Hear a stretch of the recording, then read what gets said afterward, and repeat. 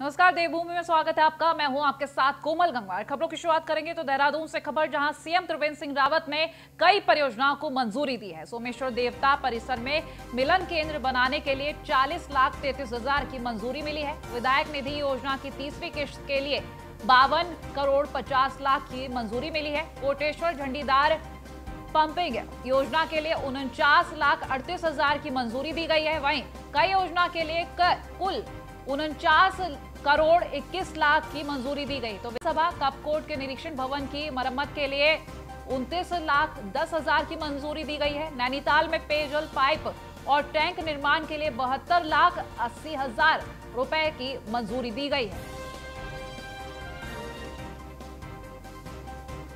तो कई परियोजनाओं को यहां पर मंजूरी मिली है। सीएम त्रिवेंद्र सिंह रावत ने ये मंजूरी दी है। देहरादून से खबर हम आपको बता रहे हैं, जहां करोड़ों की मंजूरी दी गई। सोमेश्वर देवता परिसर में मिलन केंद्र बनाने के लिए भी 40,33,000 की ये मंजूरी दी गई है। विधायक निधि योजना की तीसरी किश्त के लिए 52 करोड़ 50 लाख रुपए की मंजूरी दी गई है। तो इसी तरीके से कई ऐसी योजनाएं हैं जिनको मंजूरी दे दी गई है सीएम त्रिवेंद्र सिंह रावत की तरफ से, और साथ ही साथ कई ऐसे दिशा निर्देश भी दिए गए हैं जिसके तहत ये जो योजना है इनको आगे पहुंचाया जाएगा। और ये कई योजनाएं ऐसी हैं जिनको मंजूरी मिल चुकी है सीएम त्रिवेंद्र सिंह रावत की तरफ से। तो कई योजनाओं के लिए कुल 49 करोड़ 21 लाख रुपए की भी मंजूरी दी गई है। वहीं विधानसभा कपकोट के निरीक्षण भवन की मरम्मत के लिए 29,10,000 की मंजूरी दी गई है। तो नैनीताल में भी पाइप और टैंक निर्माण के लिए 72,80,000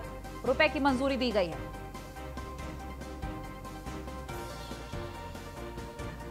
ये खबर देहरादून से हम आपको बता रहे हैं, जहां कई ऐसी परियोजनाएं हैं। लगातार सीएम त्रिवेंद्र सिंह रावत जनता के हित में फैसले लेते हैं और ये कई ऐसी योजना है जिनको मंजूरी दी गई है जनता के हित को देखते हुए।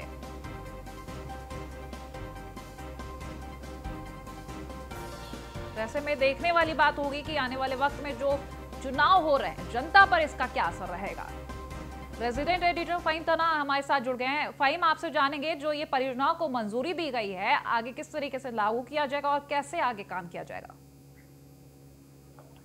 देखिए, ये त्रिवेंद्र सरकार का, मौजूदा सरकार का कहें तो 5वां वर्ष है, और इस वर्ष में पूरी ये कोशिश है मुख्यमंत्री की, जो घोषणाएं उनकी हैं, मुख्यमंत्री की घोषणाएं होती हैं, वो सिर्फ घोषणाएं बनकर के ना रहे। तो जैसा कि अभी तक का डेटा है, वो 80% से ज्यादा घोषणाओं शुरू हो चुकी है मुख्यमंत्री की, उन पर काम हो रहा है, यानी केवल घोषणाएं नहीं है। तो इससे आगे बढ़कर के मुख्यमंत्री ये मानकर चल रहे हैं, क्योंकि वो कई मौकों पर कह भी चुके हैं कि जो योजनाओं की घोषणाएं करते हैं अलग अलग स्थानों पर, उनमें पैसा जारी हो जाए, योजनाएं आगे बढ़ जाए। तो ये ताजा पैसा जारी किया गया है, मंजूरी दी गई है कई प्रस्तावों को। ये भी इसमें भी कई ऐसी योजनाएं शामिल है जो मुख्यमंत्री की घोषणा के तहत है।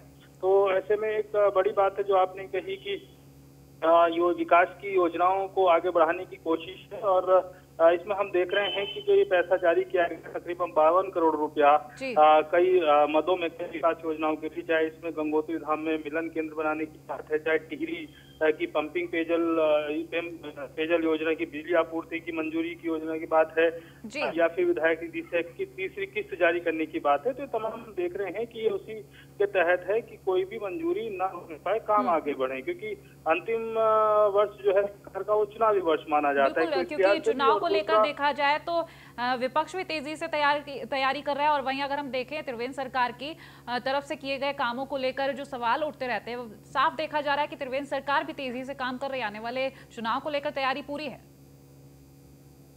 बिल्कुल, देखिए, चुनाव के नजरिए से भी इसको देखते हैं तो कुछ मौका विपक्ष को नहीं छोड़ना चाहती है सरकार।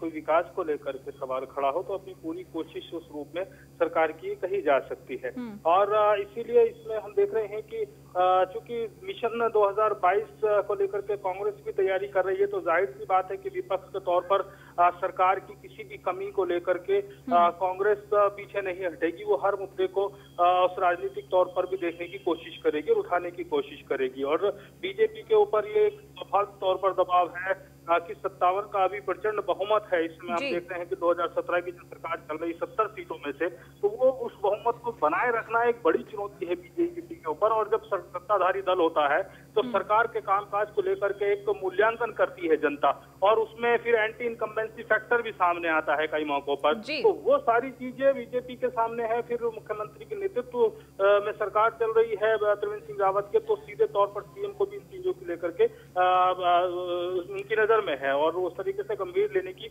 वो पूरी तरह से कोशिश भी कर रहे हैं। तो ये तमाम पहलू हैं, अगर हम देखते हैं राजनीतिक तौर पर भी, कि कहीं ना कहीं जब योजनाएं आगे बढ़ती हैं तो उसका असर भी जनता में जाता है। ठीक है फाहिम, बहुत शुक्रिया तमाम जानकारी।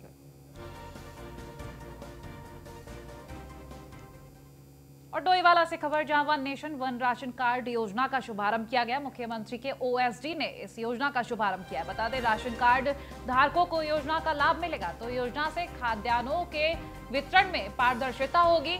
योजना के शुरू होने से नकली राशन कार्ड समाप्त हो जाएंगे। तो लाभार्थियों को उचित मूल्य पर राशन खरीदने का विकल्प भी मिलेगा। तो प्रवासी मजदूरों के जो खाद्य सुरक्षा को सुनिश्चित करने की योजना है, इसको शुरू कर दिया गया है, इसका शुभारंभ कर दिया गया है। बता दें, लाभार्थियों को अब यहाँ पर पारदर्शिता मिलेगी, साथ ही साथ आपको बता दें उचित मूल्य पर राशन खरीदने के विकल्प भी मिलेंगे। तो one nation one ration card धारकों को योजना का लाभ मिलेगा। इसका शुभारंभ आज कर दिया गया है। डोईवाला से तस्वीरें भी हम आपको इस वक्त दिखा रहे हैं। जो करके दिखाया है उसके लिए तो योजना का शुभारंभ मुख्यमंत्री के ओएसडी ने किया है। कार्ड का शुभारंभ किया गया है।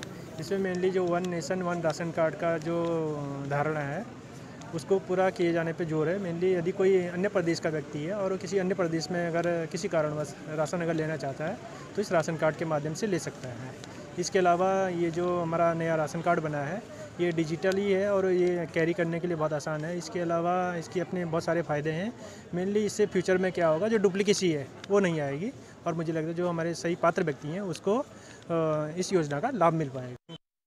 जो पारदर्शिता यहाँ पर देखने को मिलेगी, निश्चित रूप से इसमें जो काला बाजारी पहले होती थी इस योजना से सबसे पहले तो वो तो ख़त्म हो रही है, और दूसरा इसका लाभ पूरे भारतवर्ष में हर व्यक्ति को कहीं भी मिल सकता है और वो व्यक्ति किसी भी दुकान से राशन ले सकता है। और हमारी सरकार की साफ मंशा है कि हर उपभोक्ता को सस्ता राशन मिले, समय पे मिले और सही मिले। जो संवाददाता महेंद्र चौहान हमारे साथ फोन लाइन पर जुड़ गए। महेंद्र, आज जिस योजना का शुभारंभ किया जा रहा है, भारी संख्या में लाभ तो लोगों को पहुंचेगा ही। अगर हम अन्य लाभों की बात करें तो वो बताएं, और साथ ही साथ जनता में किस तरीके का माहौल है वो भी बताएं। देखिए, केंद्र व राज्य सरकार की एक महत्वपूर्ण योजना है, one nation one ration card योजना है।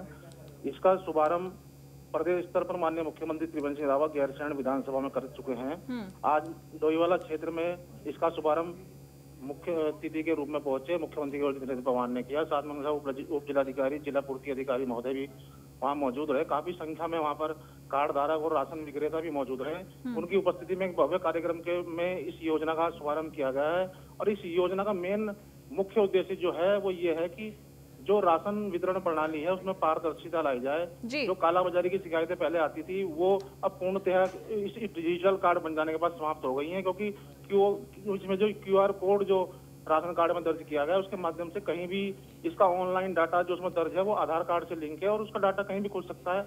और खासकर इस योजना का जो लाभ सबसे ज्यादा मिलने जा रहा है वो उन लोगों को मिलने जा रहा है जो प्रवासी हैं, जो रहते किसी प्रदेश में हैं और अन्य प्रदेश में काम करते हैं।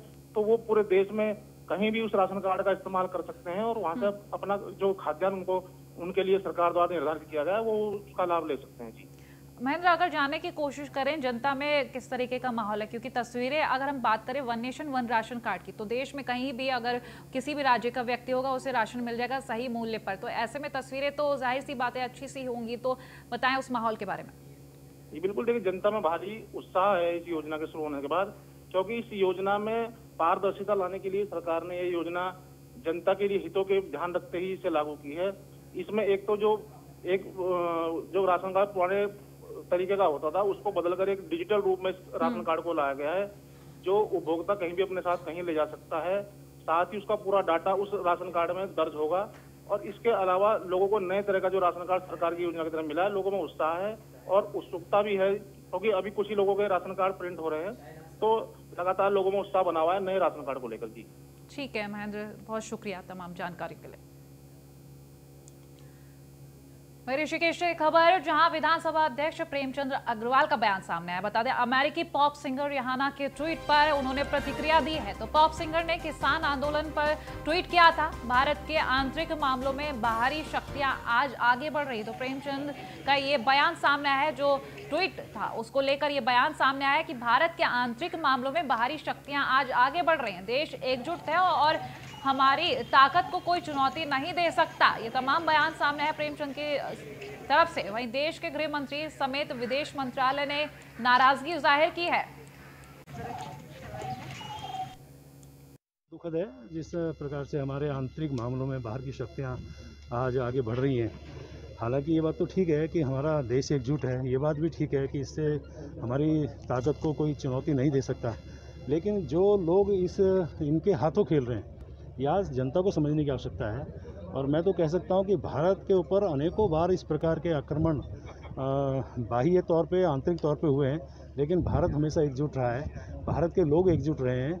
हम आपस में किसी प्रकार से रहें, लेकिन ऐसे यदि आक्रमण होंगे तो हमारा भारत हमेशा एक रहेगा। और एक रहने के कारण हमारी इस मुहिम को जिस प्रकार से मुहिम जो चला रहे हैं, उनको मुँह की खानी पड़ेगी। खबरों में आगे बढ़ेंगे तो देहरादून से खबर, जहां कांग्रेस ने गठित की है 9 सदस्यीय समन्वय समिति। बता दें, कांग्रेस ने कोऑर्डिनेशन कमेटी और सोशल मीडिया कमेटी के घोषित की है। यहां पर प्रदेश प्रभारी देवेंद्र यादव कोऑर्डिनेशन कमेटी के अध्यक्ष बनाए गए हैं। तो शिल्पी अरोड़ा को सोशल मीडिया का विभाग अध्यक्ष बनाया गया है। वहीं कांग्रेस के राष्ट्रीय महासचिव केसी वेणुगोपाल ने लिस्ट भी जारी की है। उत्तराखंड कांग्रेस कोऑर्डिनेशन कमेटी में अध्यक्ष समेत 9 सदस्य होंगे। तो उत्तराखंड ने कांग्रेस के 9 सदस्यीय समन्वय समिति की लिस्ट जारी कर दी है। इसमें प्रदेश अध्यक्ष प्रीतम सिंह, नेता प्रतिपक्ष इंदिरा हृदयेश, पूर्व मुख्यमंत्री हरीश रावत, पूर्व प्रदेश अध्यक्ष किशोर उपाध्याय, राज्यसभा सदस्य प्रदीप टमटा, विधायक और राष्ट्रीय सचिव काजी निजामुद्दीन, उप नेता प्रतिपक्ष करण माहरा और पूर्व राष्ट्रीय सचिव प्रकाश जोशी को शामिल किया गया है। इसके अतिरिक्त अनुषांगिक संगठनों प्रदेश युवा कांग्रेस, प्रदेश महिला कांग्रेस, प्रदेश NSUI और प्रदेश कांग्रेस सेवा दल के अध्यक्ष स्थायी आमंत्रित सदस्य के तौर पर समिति में रहेंगे। कोऑर्डिनेशन कमेटी का गठन माननीय सोनिया गांधी जी ने किया है। उसमें हमारे जो प्रभारी हैं,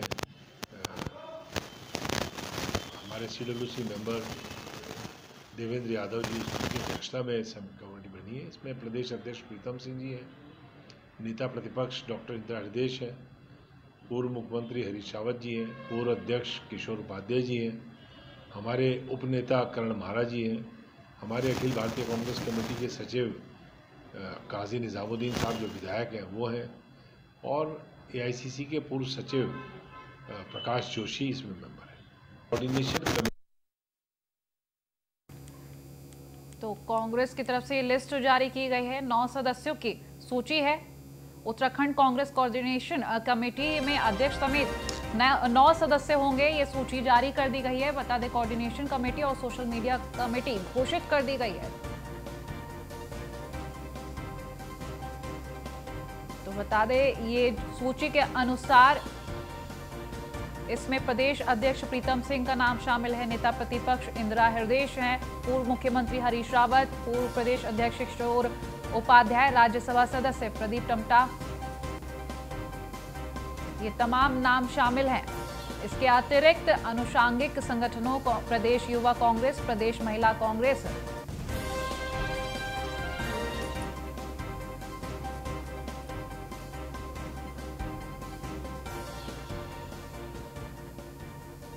बीजेपी प्रदेश उपाध्यक्ष डॉक्टर देवेंद्र भसीन हमारे साथ जुड़ गए हैं। डॉक्टर देवेंद्र, बहुत बहुत स्वागत है न्यूज़ 1 इंडिया पर आपका। डॉक्टर देवेंद्र, मेरी आवाज मिल पा रही है आपको? हाँ जी, मिल रही है आपकी आवाज।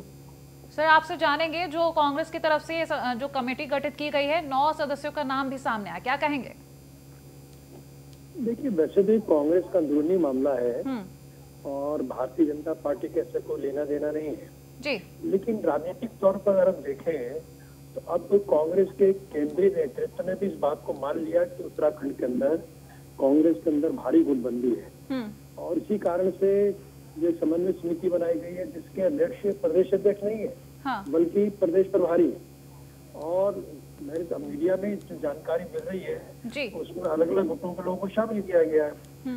तो सीधी सी बात यह है कि ये बात अब कांग्रेस का केंद्रीय नेतृत्व भी समझ रहा है। उत्तराखंड कांग्रेस बिल्कुल धड़ों में बटी हुई है और अब ये ऐसी पार्टी उत्तराखंड में होगी जिसका जमीन पे कुछ रह नहीं गया जी। केवल एक कुछ नेता ऊपर के हैं जो अपने व्यक्तिगत अस्तित्व की लड़ाई के लिए बयानबाजी करते हैं और गुटबंदी में अब ठीक है। देवेंद्र जी आप हमारे साथ बने रहे। इस वक्त हमारे साथ कांग्रेस प्रदेश उपाध्यक्ष सूर्यकांत धस्माना भी जुड़ गए हैं। सूर्यकांत जी बहुत बहुत स्वागत है न्यूज़ ऑन इंडिया पर आपका। सूर्यकांत जी मेरी आवाज मिल पा रही है?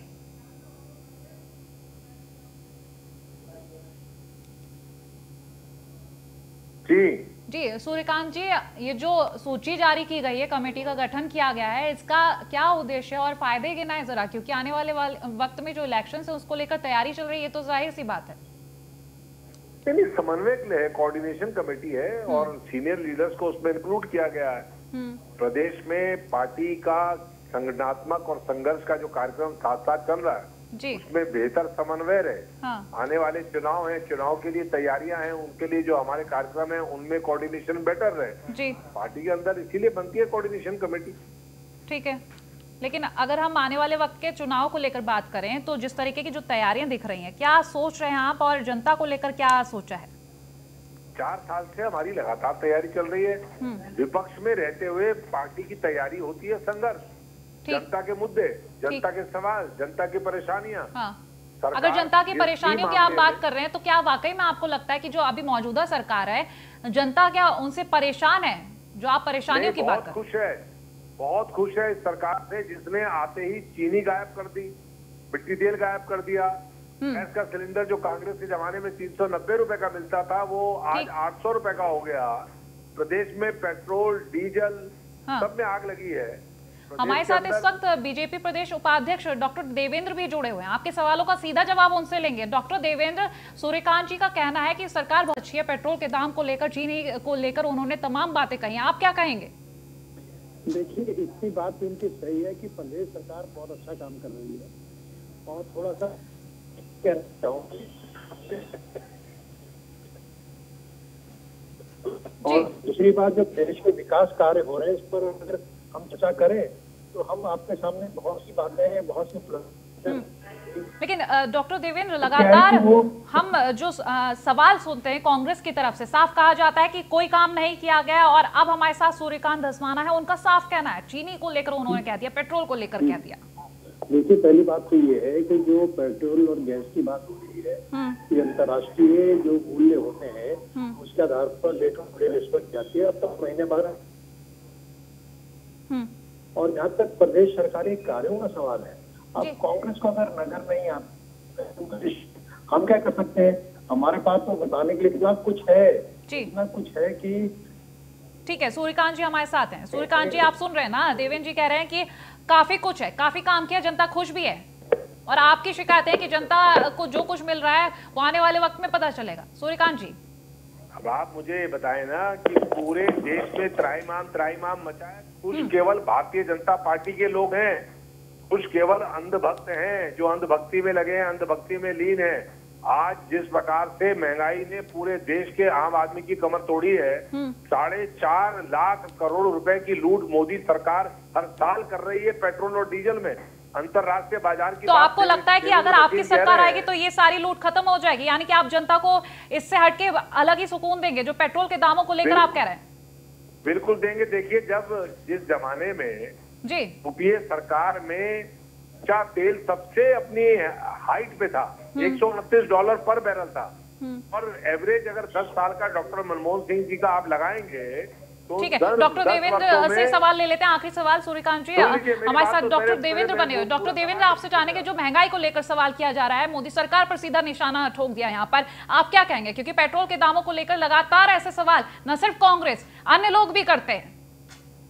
देखिए, पहली बात तो ये है कि हमारे कांग्रेस के मित्र ने बहुत अच्छे तरीके से जो आपने प्रश्न मूल किया था कांग्रेस गुटबंदी का, उसको घुमाने की कोशिश की है। ठीक, वो उसका उत्तर दे नहीं सकते। पहली बात तो यह है कि जो गुटबंदी चल रही है उस पर तो बोल ही नहीं सकते, क्योंकि भारी गुटबंदी की शिकार है एक बात। और ये स्थिति यहाँ की नहीं है, केंद्र से लेकर के सब जगह है।